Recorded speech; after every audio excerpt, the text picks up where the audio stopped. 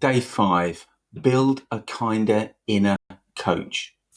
Self-compassion is not softness, it's fuel. Replace self-attack with constructive self-talk. This morning, write down one current struggle that you experience regularly. Mindset, behavior, relationship, sobriety, anything that you recognize. Underneath it, write, if someone I cared about had this exact struggle, I would tell them this.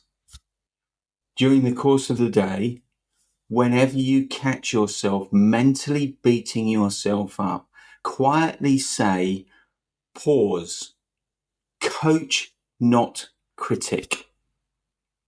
Replace the harsh line with, this is hard. Normalize it with, other people struggle with this too. And then redirect it with, next step I can take is, and then name the action. This evening, answer these questions. Did being kinder make you more or less motivated? Is there one phrase that actually soothed you? And if so, circle it.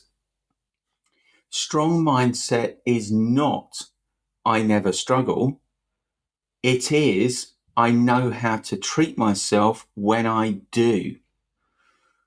That's the end of day 5.